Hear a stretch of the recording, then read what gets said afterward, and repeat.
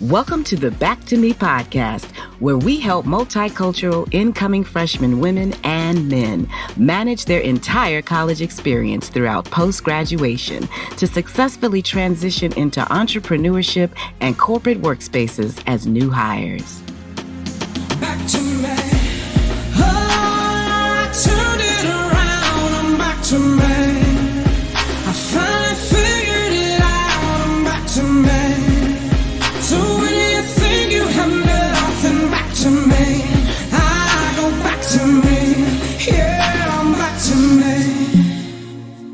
Hello, everyone. It's your host, Yoli Tamu. Volunteering in your community can not only benefit the people you are helping, but it can also benefit you by potentially introducing you to a career you might love. In this week's episode of our 4th annual Divine 9 series, we are joined by Mikayla A. Lomax, president of the Beta Zeta chapter of Alpha Kappa Alpha Sorority Incorporated. As a result of being a community volunteer throughout her life and recently serving as a nurse's intern, this third-generation legacy sorority member aspires to be a labor and delivery nurse upon completion of her degree in nursing and psychology at Kentucky State University. Find out why she is motivated to vote in this year's election as a second-time voter and why it's important to stay focused and develop a strong reputation on campus. Enjoy. We are in our second week of the Divine 9 series, and I'm so excited to have this young lady with us. She was referred to us by the incomparable Tish Norman. So you can't go wrong with that. We have Miss Mikayla Lomax representing Alpha Kappa Alpha Sorority Incorporated. How's it going? Hello. I'm excited to be here. Oh, I'm excited to have you. I see you in your pink and green. Go on, girl, represent. And then I see the pinky. I see the pinky. In the back. I love it. So thank you for being with us and representing the AKAs. We actually do this every year. We just really highlight and emphasize mental health because it's very important. And there's a lot of other things we're going to talk about, but I just really love to start and introduce people to you and let us know who you are, what your major is, what college you attend. Right. My name is Mikayla Lomax. I am a double major in nursing and psychology, and I attend Kentucky State University. And I'm from Indianapolis, Indiana. All right. Now, a double major. Mm-hmm. Man, so explain that. Why both? Well, to be frank, a lot of the psychology classes that you have to take for nursing, it would be a minor, but it only makes sense to change it to a major because it's only a few more classes. So I added it. Why not? Got it. And I'm thinking that's going to be a major benefit for you because with psychology, you can really take time, have compassion. Right. With patients. So that's very cool to hear. Okay. So now you talked about having a passion for volunteering, and that's what also led you to nursing. Can you speak to that? Were you volunteering as a high school student, or what made you develop this passion? Yes. Well, in my family, everyone is also Greek. So volunteering has always been something that was integral in my life. I was a member in Jack and Jill of America. And so with Jack and Jill, we do constant volunteering, constant work in the community, benefiting other African Americans or elderly or whatever project we come up with as teens. And I became an AKA because we focus a lot on community service with different initiatives. And this gives me a way to fulfill that dream and fulfill my calling of volunteering. And then for nursing, you told me, I think you're going to specialize in labor and delivery. Is that right? Yes. Hopefully either labor and delivery or ER.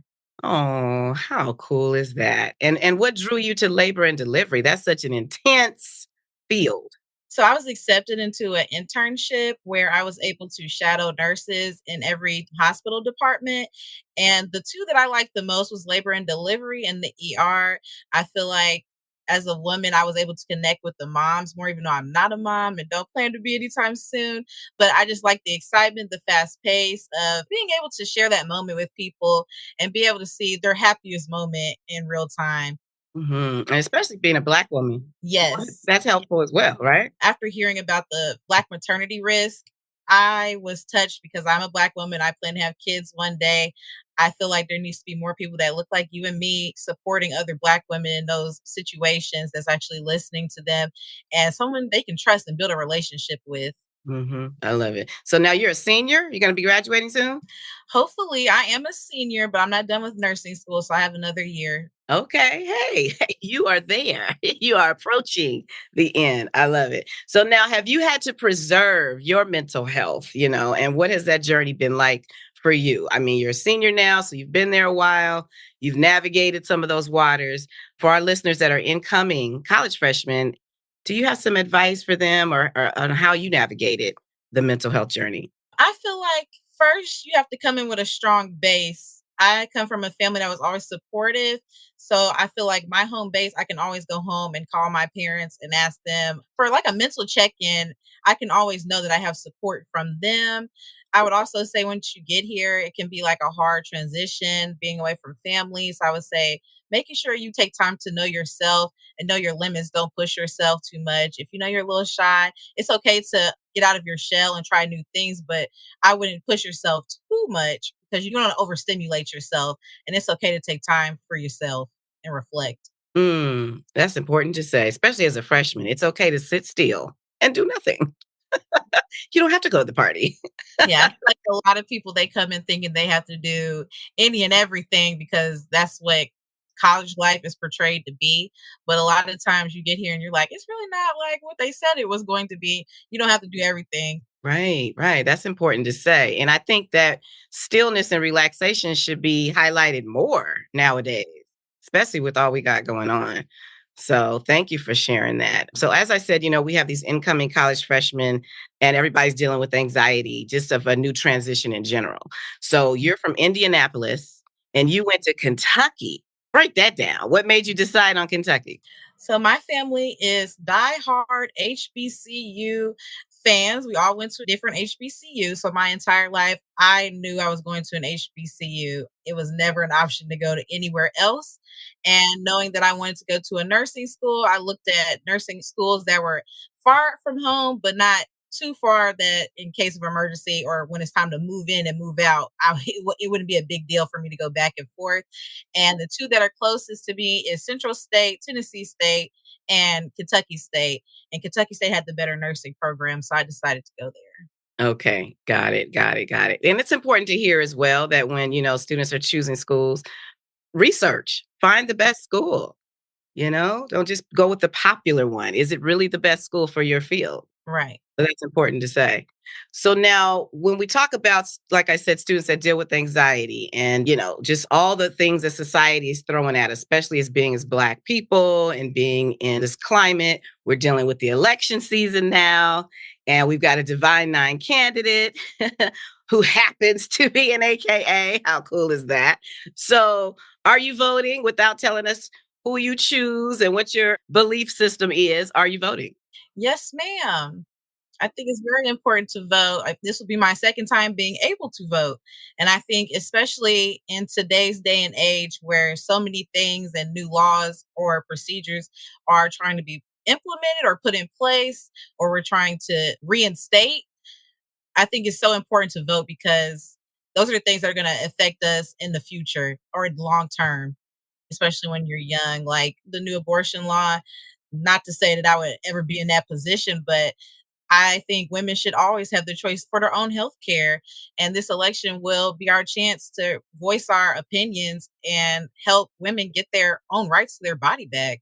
Okay, okay. All right. You went in and broke it down. Why you're voting. I love it. So here we are, the Divine Nine series. And, there's so many advantages of being in the Greek organizations. And I'm adjacent. I'm not a part of the Divine Nine. I'm AKA adjacent. Everyone around me is.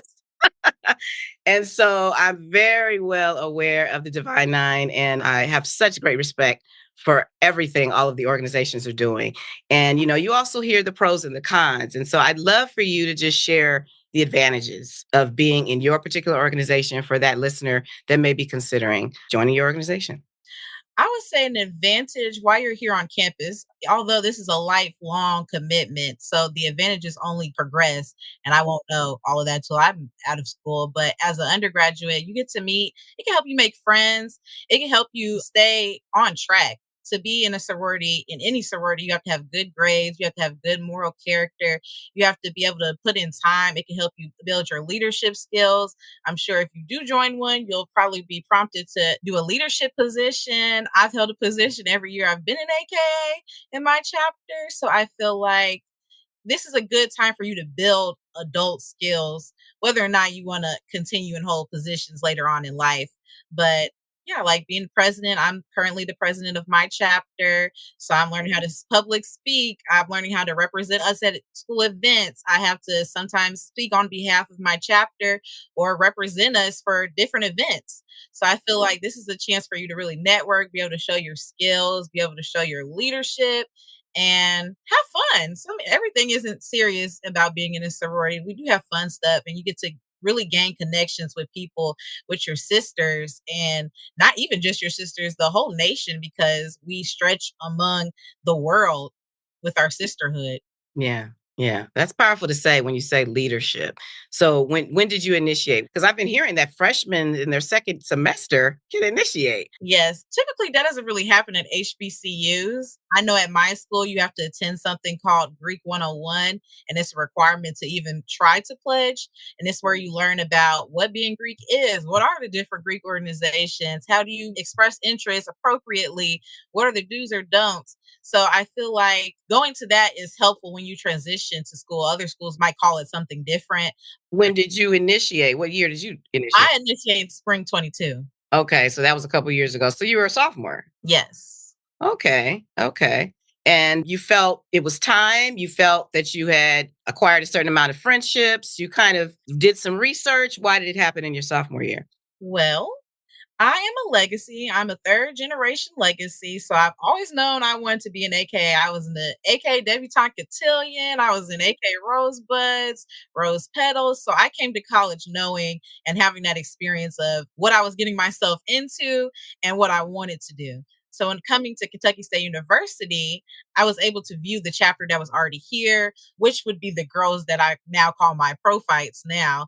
I was able to see their leadership skills. I was able to see their community service that they do on campus, how they held themselves as proper young women. And I was able to really align myself with their accomplishments and their morals and goals. And I knew it was a chapter that I wanted to join. I love it. I love it. Now, did you know the young ladies? Were you going in with friends, or they became friends over time? Like, did you have a friend that joined with you? I would say I did have friends that were also interested with me. So, sometimes when you come to events, it's not really something you have to necessarily say to another person. But if I see you at the event, I'm going to naturally assume that you're interested along with me. So it was just something that didn't need to be said. But I did have friends that ended up being my line sisters. hmm Yeah, I think it's important because I've been talking to a lot of the organizations, and they say that friendship was key for them. You know what I mean? Making sure that they knew they had a good network of people and they weren't just joining because it was popular. It was a thing to do. You know what I mean? So I'm glad to hear all of the incredible things that you say are so important, which is leadership. That's powerful to say. So now, when we think about, you said to me, which was funny, our sorority was the first to perfect all things. Do you remember telling me that? Yes. I love when you just claim and be proud about it. Absolutely. There's a lot of perfection going on. So have you seen some changes as far as, I don't know, just improvements throughout the years? Have you developed, I guess, causes that you're more passionate about? Have there been some changes within the organization? Within the organization or within myself. Within yourself as well. I would say each year we have initiatives with each president of our organization. So I feel like in the last term, well, let me speak on this. On this term, I really aligned myself with helping our seniors and the CHIP program, which the CHIP program is a program where chapters put together goodie bags of food, non-perishables for kids to be able to take home over the weekends, over breaks, so they're not hungry at home. If they have a food drought where they live, or they're in a situation where they're not able to cook at home, or they have a situation where there is no food in the home, we are able to provide them with something that can hold them over until they go to school the next day for lunch. I found it was really incredibly sad to me to find out that some kids, that is their only meal every day. And over the weekends, they have nothing to eat. Mm. Wow. So you're really tapping into that volunteering passion more and more. That's fantastic. Well, this has been great hearing from you. I mean, we always wrap up with these final words of encouragement. And I was just thinking as I was listening to you, that listener that's just embarking, on college for the first time. There's so much, as you said, coming at them. We talked about just being still and relaxing. But do you have some final words of encouragement for that incoming student? I would say make smart choices. Those first few weeks, I feel like are crucial because you're coming to school, no one knows you. It's your chance to really reinvent yourself and make sure you have a good reputation, build it up.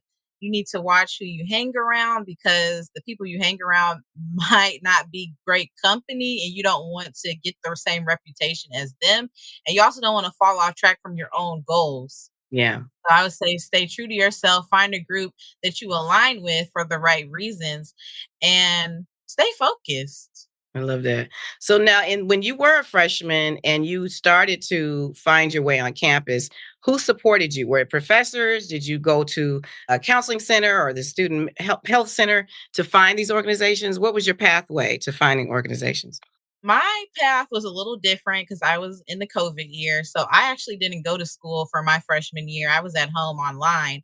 And so when I finally did go to school in my sophomore year, it was a little hard for me to transition because at that time, all the people my age, they already had their friends or they already had like their groups. And I was the only one who just got to school. So I was essentially like a freshman on campus.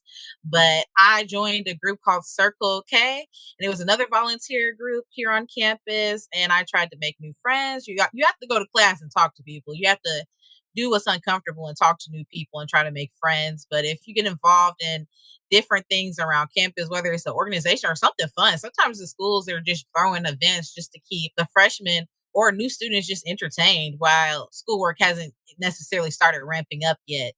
It's a chance for you to meet new people and make new friends. So I would say take advantage of those opportunities. Do what's uncomfortable. I like that. I love it. So now, if they wanted to reach out to you, just, for mentorship support, can they find you on IG or maybe LinkedIn? Where can people find you? They can find me on Instagram. My Instagram is Mikayla, Mikayla_LOMAX on Instagram. All right. Fantastic. Well, thank you so much for your time. My goodness. No problem. And I wish you the best. Congratulations on your pursuit of nursing and representing Black women in that space. We need you. Thank you so much. All right. You have a good one. I appreciate your time. You take care. You too. Bye-bye. Thank you for joining us. So as you embark on your college experience, remember to consider stepping outside of your comfort zone by doing what's uncomfortable. You just might find a rewarding career waiting for you on the other side. For more information about other episodes, remember to subscribe to the Back to Me podcast, College and Beyond. I'm your host, Yoli Tamu. Leave a review at the end of this podcast, and if you would like to learn more about other special events, join the Back to Me podcast group, available now on GroupMe, or simply text Back to Me to 833-206-4565. Until next time, be well. Back to me. Oh, to